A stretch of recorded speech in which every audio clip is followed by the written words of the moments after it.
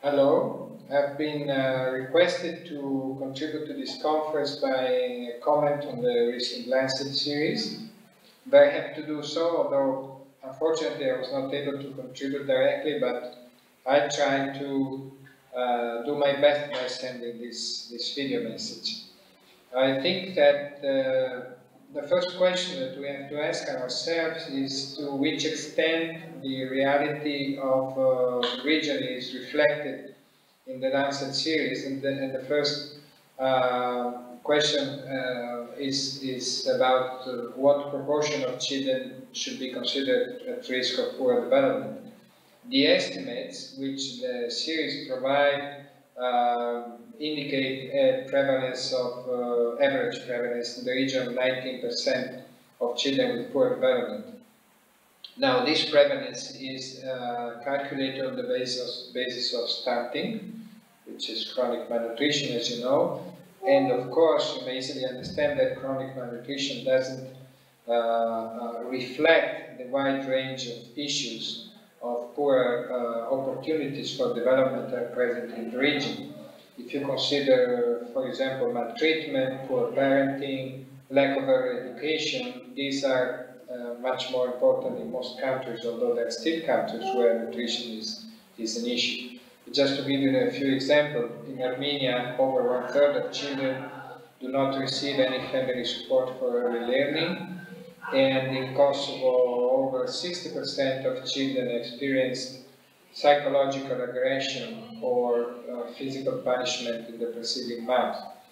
And we could continue this list and show that, in fact, the main issues for poor development for children go far beyond the issues of poor nutrition. So what combination of policies is needed?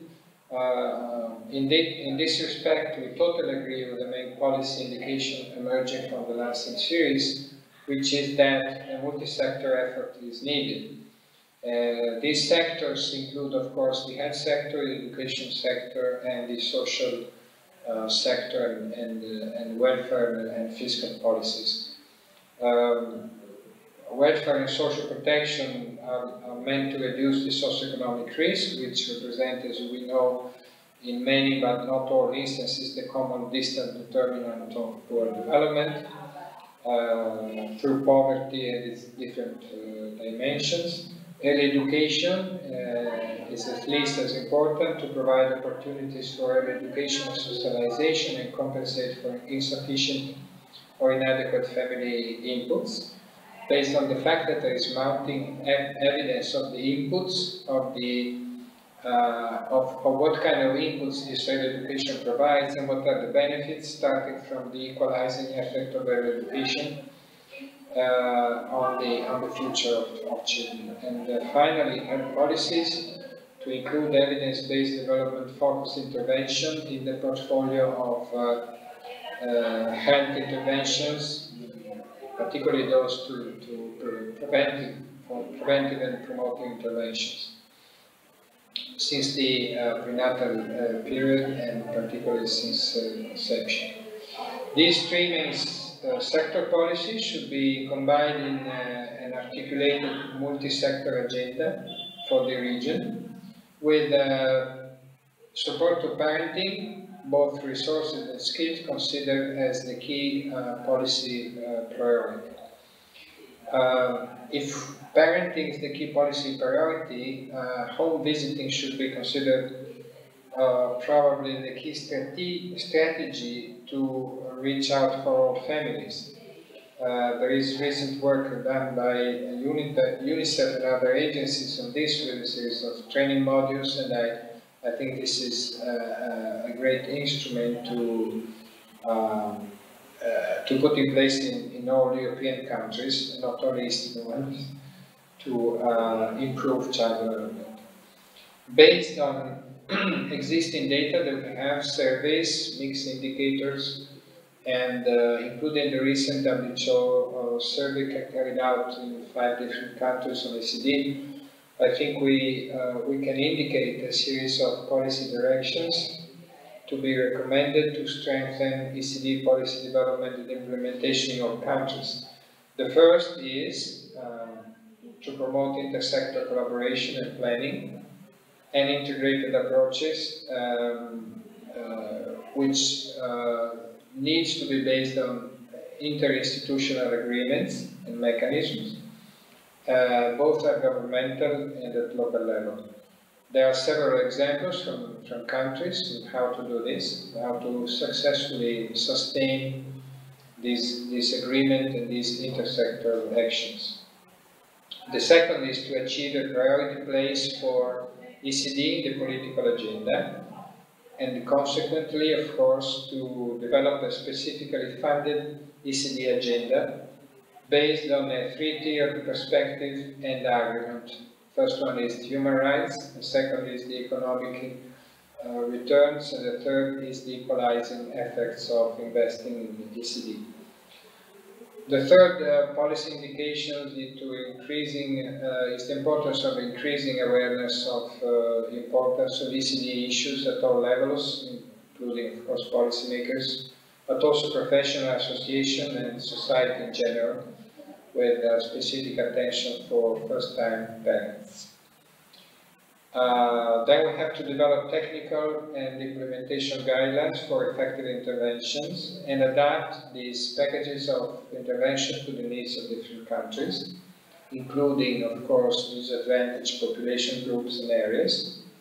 We have to incorporate these contents in pre-service curricula and in continuous professional development activities of all kinds of professional involved, which means the health professionals, the education professionals, and the social protection professionals. Also through multi-professional workshops, which are crucial to achieve a common language, establish local networks, and build the capability to interconnect between professionals, which is a requisite for interinstitutional agreements. Then we have to develop evaluation frameworks based on more specific and meaningful indicators.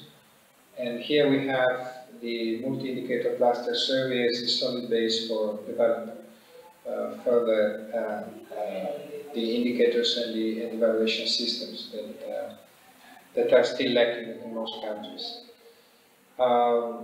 If we consider that this could be a sort of overall agenda for the region, of course it needs to be adapted to different countries based on the risk profiles of countries, and of course based also on the context of the systems, and particularly education, the social and the health system. If we can spend a word on the health sector, I think we all know and we all agree that the health sector, particularly in this region where coverage of primary care is almost universal, is crucial to achieve universality of approach and also to ensure early approach. But the health sector is at present insufficiently capable of really providing support to families and to really implement the different interventions included in the ECD package.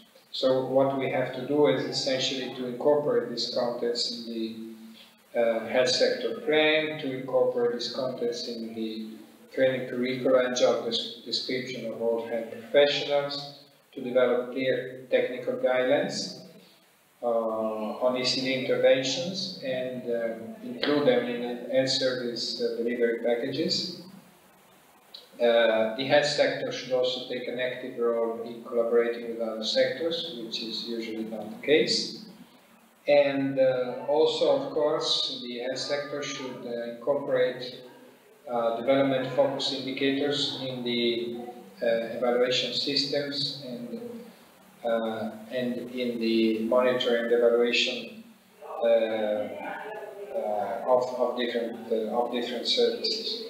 If I can just mention a list of effective interventions to support ECD through responsive parenting that can be supported or recommended by MCH programs, in particular maternal and child health, we have exposure to songs and voice, since the prenatal period, the conditions at birth that facilitate early bonding, breastfeeding, infant-child feeding and responsive feeding, gentle touch and contact, skin-to-skin massage, tutorial style of education, early storytelling, shared reading and exposure to books, autonomous tutor and creative play, early day care since the first year, and appropriate use of digital technologies.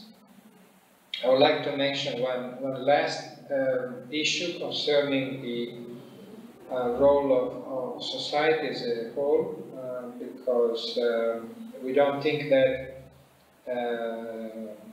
implementing parenting programs, integrated parenting and nutrition programs, or early education and care can be really implemented through only sort of delivery package. We need a combination of supporting demand on this and to improve the effective delivery of these interventions.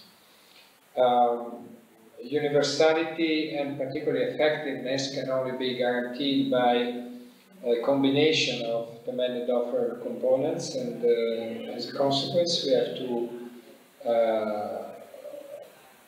to be convinced that societal mobilization is absolutely necessary, and also be convinced that through this kind of societal mobilization, particularly at local level, through the involvement of the third sector, the civil society associated professional associations, then we can really sustain these programs also from the financial point of view, but also from the point of view of communities that are really convinced that this is an important, crucial investment for the future.